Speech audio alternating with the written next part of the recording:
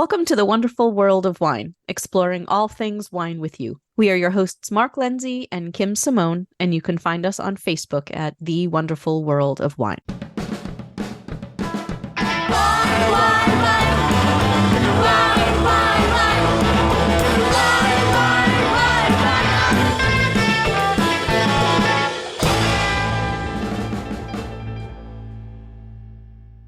Hello, everyone, and welcome to this week's installment of The Wonderful World of Wine. I am Kim. I am here with Mark. How are you, Mark? Everything's great, Kim. Good. Good to talk wine with the listeners again today. Yeah, always good to have a chat about wine. And today we are going to talk about a few things that are related to sort of the, I don't know, would you call it the romance of wine, Mark? Or some of the, ins and outs from the winery side of the business? Something we talk about a lot. I hope our listeners see that as we talk about this story today. So we found an article that was published in LinkedIn by a gentleman who is associated with a number of wineries who have very recognizable names. And it's entitled, Every Bottle Tells a Story. And it's a little bit about kind of what goes into the making of a bottle of wine from start to finish and all of the people that are involved in it along the way. And it is sort of I think, a romantic take, because sometimes we like to say that, wine is it's an agricultural product and, it goes through these steps and like there's science involved. And at the end of the day, it's something that is sold in the market. And so, there's dollars involved. But then there's this side of the story, which is kind of bringing that romance of these are the people who are actually getting their hands dirty, and it is their story that this bottle of wine is telling. Even if it is a wine that there might be a million bottles of it out there, there's still a whole bunch of people that went into the making of that wine. We talk about this a lot when we talk about wine on the show, Kim. And it's about, what is the story? It gives you passion to drink the wine. When you're sitting with somebody, you're sharing a bottle of wine, you're probably saying some sort of, well, I do, because we're geeks, right, Kim? We're talking about the story behind the wine. Why did we pick the wine? Why did someone sell us the wine? And then, like you said, how did it get in our hands? There's so many things behind it. And honestly, that's what's used when someone comes to me and says, recommend a wine to me, Mark. And I'll say, yeah, and this is why I'm recommending this wine to you. There's some sort of story behind it. And the gentleman was saying, like you mentioned, Kim, the story could be the place, the people, the science. There's so many things behind it to help you learn that wine. And that's why we have so much passion when we're talking about wine, talking about the stories. And we bring people into the show for our listeners to know their stories. A lot for me to talk about when we talk about stories in wine. I'm glad you brought up more than just the people involved, because it is, for us, telling the story of a wine is so much more than the flavor of the wine, right? Because sometimes we just want to talk about, okay, this is the taste of it, it's going to go with this food, the nitty gritty of the beverage that's in that bottle. But sometimes you want to talk about those other things, like what is important, what is special, what is going on here that goes beyond just what it tastes like. And I think for people who appreciate wine, it's almost like art or music. There's something more to it than just the surface of this is what it tastes like. And yeah, it would be really great with that lasagna that you're having. And I think that that's where the people come in. I think that's where the stories of the history of the region come in. This is like the place where I get kind of geeky about like wine grapes. And, oh, did you know that, this is the parent of this grape? And like this was brought here to America in, 18 whatever. So like those kind of things. And I think that's what can get people excited about it too, where it's not just like this wine tastes like this wine tastes like this wine, but let me tell you something else that makes this special. Yeah, I'm glad you mentioned people getting excited. I'm hoping, like us listeners and people that are enjoying the wine are looking at the stories behind the wine. And I'm thinking it's similar to when we learn what we like for wine, the profile for wine, and it makes you want to dig in a little more. Why do I like that wine? And then you learn a little bit more. Like you said, it could be the grape, it could be the region, and it makes you dive into that story a little bit more, so you become a better taster and a better wine buyer. And I think it's a good way to sort of hone your palate too, because once you know where you like a particular wine from, it kind of gives you a jumping off point. So you can try other things things from other producers, and maybe learn their stories too. But you've already got kind of a foothold into a particular place or a particular style or a particular grape variety. Yeah, I agree. Well, I had like a few questions I had to ask you, Kim, based on stories. First off, do you think that all wines we see have a story, even if that story is just its marketing? I Is think that you marketing can part of it? put it that way. Sure. I mean, I don't think that it's necessarily what we're talking about when it comes to like a wine that is maybe much more small production or something. But I mean, everything has a story, but some of the bigger ones just might be more generic stories. Yeah, I guess that's where I'm leading you towards Mm-hmm. is what people are seeing mostly for stories. Is it marketing Mm. campaign and social media influencing stories, or is it the geeky stuff we see? I think it's kind of both. I mean, both of those are out there. Some of it is like completely fabricated, in order to, as a marketing thing, like you said, to kind of sell bottles, and other things are closer to the reality, to the background of the wine. So I think it's can be hard to tell for the consumer, like so many things, right? I mean, we talk about this over and over and over again when it comes to our learning how to read a label thing. How do you know that you're getting something that is more genuine? Is that the right word? And Yeah, does it yeah. matter to you? I know it matters to you, Mark, but does it matter to the consumer? Yeah, and it's almost like we always talk about things on the label that maybe can lead you to finding the story and the true stories or what's going on with the wine. It's difficult, I think, nowadays for people to find things about a wine. And that was my next thing to you, Kim, is how can a listener find a story about the wine? What do you suggest if I'm drinking a wine regularly, but I really don't know anything about it? What do you think is the best way to try to find out the best story behind the wine? I mean, most wineries have websites, so that's a really good place to start. And then I think sometimes it's interesting to see what wine writers have to say about the particular wine. If somebody has visited there, how the wines have been over time. Have they changed? Why have they changed? Has something gone on with like more than one winemaker? Like that kind of thing. I think jumping into it from the point of view of time can be really interesting, but definitely starting with the winery's website. Yeah, and on the website, usually a well-made website's going to have the about us or the information behind the product. You get good information from that. And how about reviews? Find out what someone's saying about the wine. Do you think a wine's review gives you the story of the wine? I think some do. Some put more of that like personal bit into their review where they'll give a little bit of history, a little bit of backstory about what the winery is all about. Maybe the winemaking team has a certain philosophy or the owner has certain history in the region or with the grape variety, and that's why they're doing what they're doing. So I think that there is some information that can be gleaned through things like that. I've certainly Yeah, seen that a yeah. lot with like Italian wineries. Like when people review certain Italian wineries, they'll give you like the whole history. Like this is what the family's been doing for the last 400 years kind of thing. So Right, you can right. get a lot of information that way. Yeah, a lot of times you do see a writer doing a little bit more in the review to give you that little background. I think it's a good technique to use when you're doing a review too, to give you that history, what's Mm-hmm. going on with this. So overall, Kim, do you think that stories sell wine? My jury is still kind of out on that because it's been something that has been talked about for a long time, for just about, I mean, probably longer than I've been in the wine business, that consumers want the story. And I'm kind of a mixed feeling about that because sometimes I feel like it's just what the taste of the wine is. And then other times I feel like you can really capture somebody's imagination by telling that story about the winery or something unique about the winemaker and and get them to at least engage with the wine that way. So I don't know, I've kind of two minds. Yeah, so you feel the same that maybe people don't care about the story? I think maybe it just depends on the person. And I'm not a marketing person, so I don't know. I mean, I could just be completely off the mark here and that it is very valuable. But I think often it depends on the person. I'm glad you mentioned marketing because I'm curious, like you, someone who's marketing a wine for a family winery versus someone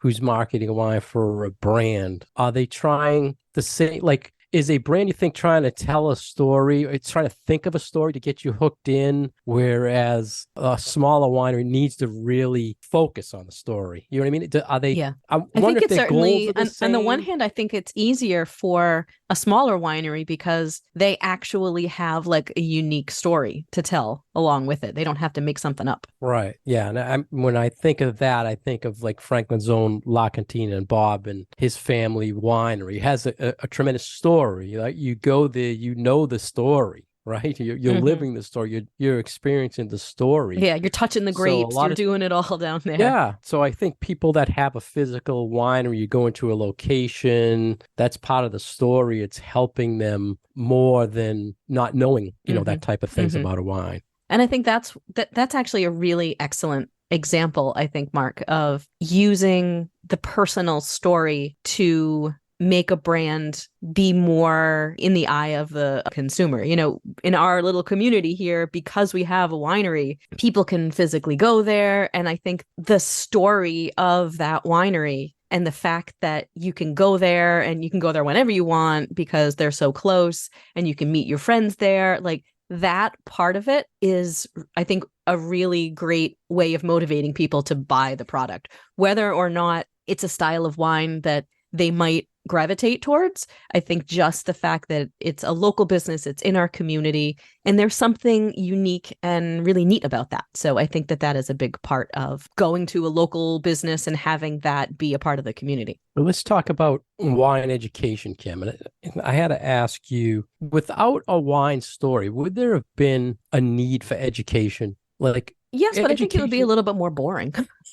Yeah, yeah, that's exactly what I was Yeah, it I kind was of, hoping you'd say. the background and all of that sort of adds the pizzazz to learning about wine. It's one of the more, I think, fun things about wine. Right. And we use that all the time when we're doing classes. You work in some sort of story, right? There's, be it something you find we researched ourselves or personal experiences, it works into a better education for the wine, I feel. Hmm. So let's talk about, you had mentioned briefly about winemakers and knowing the story, because then we saw another story in Vine Pair, that what happens when a winemaker sells their name. And a lot Yeah. of times this is a big story to share about a wine. About the when a name kind of gets sold. Yeah, when a name's changed, like this is very common for me. Someone will bring up a bottle, say, "Oh, I love this wine. I've been drinking this guy's wine for so long," and then you tell them, "Well, that gentleman actually sold out years ago. Has nothing to do with the wine." So I don't know if I should ruin the story or not. Yeah. Or there were a few people that did sell out, big names, and more popular ones like Mark West, Kim Crawford, Walter Taylor, Charles Shaw. I mean, these are some big names in the wine industry that over time, and we've said this story many times, that these people start a winery, start a brand, it starts selling very well, and then people come to them and want to buy it, and they actually sell their name. So many times the story is Mark West had a great story. He made Pinot Noir. He was making 10,000 cases, 20,000 cases, 50,000 cases, and then he sells. So he has nothing to do with that brand anymore. And it's a story that's kind of, I feel people don't want to hear, but a lot of people don't say it because they want to keep the brand. They want you to think the story is still that Mark West is out there making your Pinot Noir. And I just wanted to get a little feedback from you, what you thought about that. I think there is, and it's two things. I think one, the branding of the name is so important that if you were to remove that from the wine, then it's like you would remove a whole lot of the value of the wine, because it's not just what's in the bottle, right? It's that people are familiar with a brand and are familiar with what that brand represents. So I think that is a big part of it. But it is really interesting when you think about something that has a singular person's name on it, and that suddenly that is no longer associated with that person and it's just a brand. I feel like that there's something a little wild about that. But And it's I feel like when it goes to from being that transition to from belonging to a person to just being a name on the label, I actually do feel like the consumer should know that. Whether it matters to them or not, I think is on the part of the consumer, but I think that it makes sense for them to know that. What the thing that does, I think, come into play too is that sometimes when that brand has been bought, the quality or the style of the wine can change significantly. Yeah. And for some reason, people most of the time don't notice. Mm-hmm.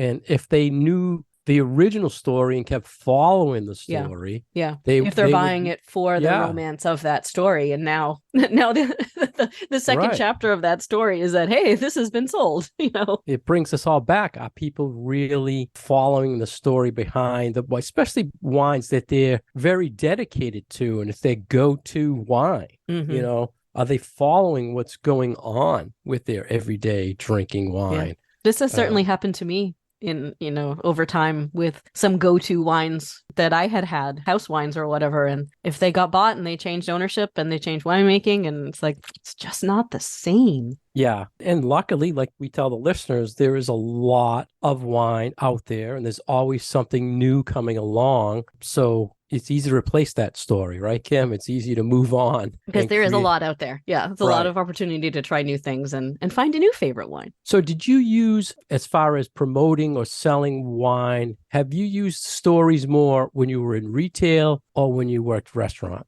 I think retail for me, it was easier for me to kind of have that one-on-one with my retail customers than, I mean, for my restaurant job, it was training the staff. So I feel like there were only so many stories that I could impart to them that they could then impart to the guest. So we kind of kept it a little simpler. But I've always sort of liked the background stories because those are things that I can kind of get excited about. And especially because I'm sort of a wine history geek too, it's like I'm more about the history of the regions than I am necessarily about the history of the producers.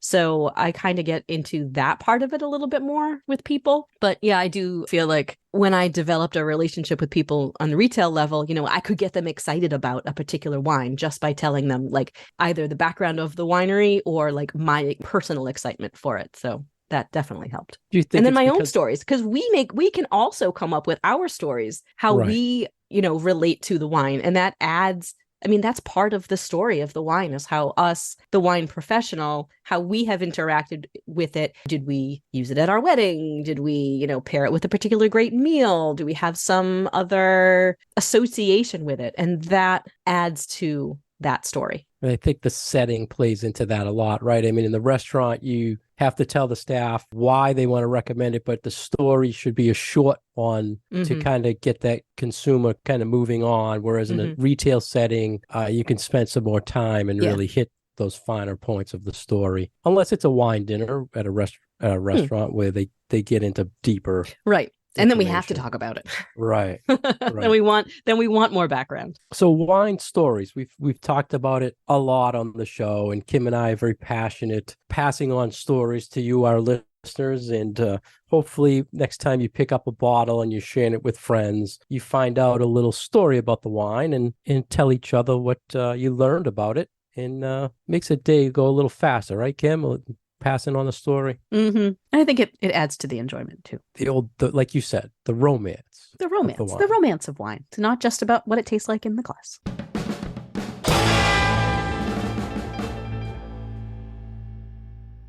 You're listening to The Wonderful World of Wine, and we are your hosts, Mark Lindsay and Kim Simone, exploring all things wine with you. For more information about Kim, you can find her at commonwealthwineschool.com. For more information about myself, you can go to franklinliquors.com. Our program is sponsored by Franklin Public Radio, and you can find our past episodes on SoundCloud and iTunes. So we've been talking about wine stories, and next we found a little article that we thought was interesting. It was top reasons why glass, Kim, should be used for wine. Glass vessels for wine. And you're a big history buff, Kim. Why don't we start with why in history was the move made from barrel to glass? And is it still a good thing? Historically. So wine is easier to age, to transport, it tastes better when it's in a container that doesn't add a whole lot of flavor to it. So that's why something like ceramic or terracotta or glass is a better vessel for wine because it's inert. So it's not going to add a whole lot of flavor to the wine itself. Oak barrels can be good if they aren't brand new. So we tend to age wines in newer oak barrels so that we can get that yummy, toasty, oaky flavor into the wine. But for just storage, we tend to look for ones that have been used for a few years. So they're what we call neutral barrels. So over time, lots of things have been used to store wine, like, leather skins and lots of other kinds of oak barrels and stuff. But it was found that, these more neutral flavored things that didn't impart anything additional to the wine were kind of the way to go. And then once glass came about as something that could be mass produced and easily transportable, glass became sort of the thing to bottle wine in. And once we figured out that corks could be made to fit into the top of a bottle, it got even better. So as glass technology has improved over the last few hundred years, glass has really become the thing to bottle wine in. It is heavy. It's not as heavy as pottery or terracotta. And, wine glasses look kind of cool, so you get to see what your wine looks like. But yeah, glass bottles for the last few hundred years have really been the thing to put your wine in. Romance thing too, right? It gets back to the romance of I wine. think partially. It's something about I think there's bringing a ease. There's a bottle lot of or ease a involved. box. It's easier to make a glass bottle than it is to make a wooden barrel, frankly, especially when you have sort of mass-produced glass bottles. And So I think lately, that's part of it. there's been more talk about we should be more sustainable, getting away from glass. We see more box wines. There's talk now about paper bottles in the wine industry. So this article was saying, well, these are the reasons why we should really stick with glass. And like you said, it's neutral. It doesn't give off flavors to the wine. It's been noted for hundreds of years the best way to store the wine and age the wine. But let's talk about these 5 things real quick, Kim. The first thing they mentioned why glass is best for wine is it's recyclable. And they mentioned a number, 80% they said of glass that is recycled into new glass. Right? Was that what they were saying? 80% of glass that is recycled is for new glass, which I think is very high a number. That seems high to me too. Yeah. We should probably give the caveat that this article, quote unquote, comes from a glass manufacturing company. Yeah, that's it. Thank you. I'm glad. So you read exactly what I was thinking. Yes, this was very, very pro glass for an obvious reason. But they do bring up some good reasons why I think it's a positive to have wine in glass. Yeah, so recycling, and there was some big news lately where California just went huge to start recycling, giving people deposits on wine bottles in California. You're going to start seeing soon on your wine bottles 15-cent, I believe, a deposit. If you want to save them up, Kim, we can make a road trip to California and get our money back on this stuff. So next they were saying was flavorless and odorless for glass was a reason to use glass. What did it say about other countries? It said something about you can take with you.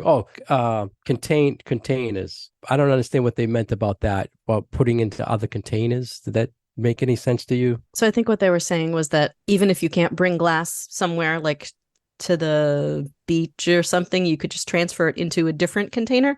But I frankly have never known a beach or park that I could bring a glass of wine to and drink it in public. So they might be talking about other countries. Once again, the glass manufacturer saying, if you want to go to the beach, you can still buy a wine bottle and transfer it. But yeah, that didn't really make too much sense. It said best for your health because it's made from pure natural ingredients. Again, the glass manufacturer is really toting this here. Bottle design tells the story. And we're back to story, which we've been talking about, saying the reason you get these fancy different styles of wine bottles because people are into designing different looks of the glass and different thicknesses of the glass. And that gets the other side of that is it's not as sustainable when they're making it thicker or putting extra little things on it. Do you prefer glass, Kim? I mean, it's our go-to, right? Yeah, I mean, I certainly do. Every once in a while, I think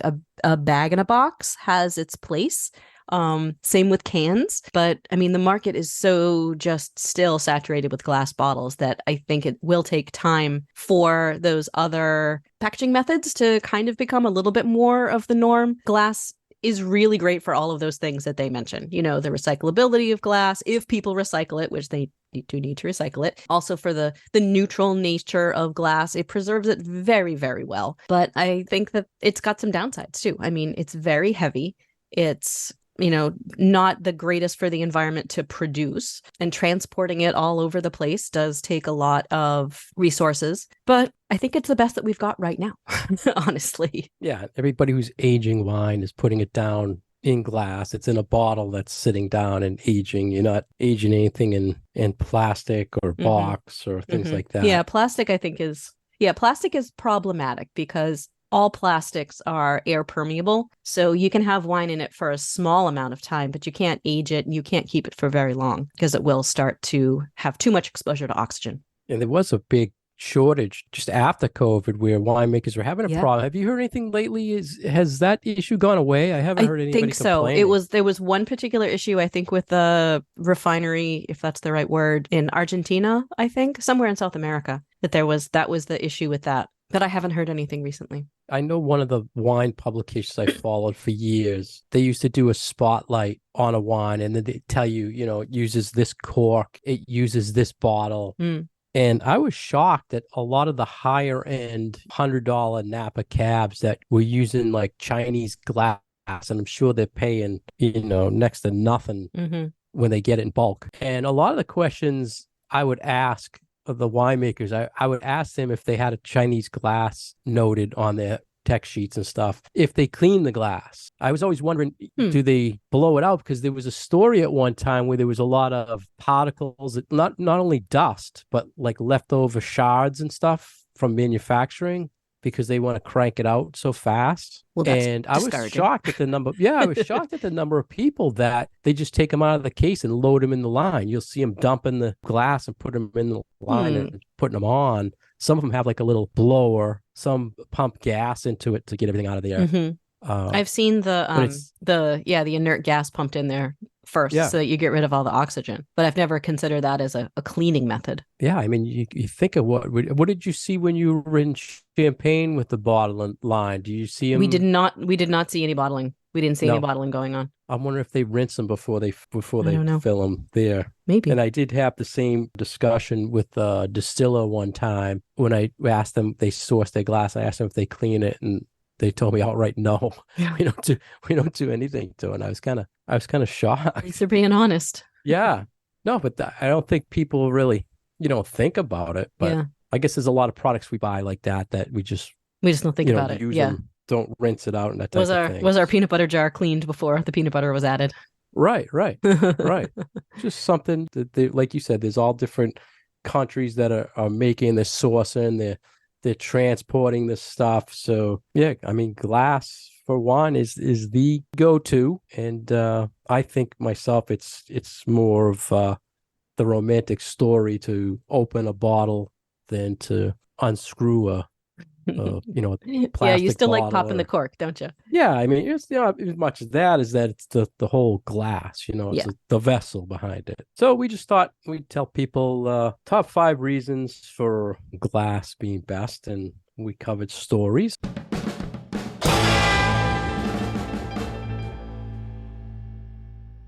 Thank you for listening to us today on The Wonderful World of Wine. We have been your hosts, Kim Simone and Mark Lindsay. We are supported by Franklin Public Radio, and you can find us on Facebook at The Wonderful World of Wine. Our past episodes are on SoundCloud and iTunes.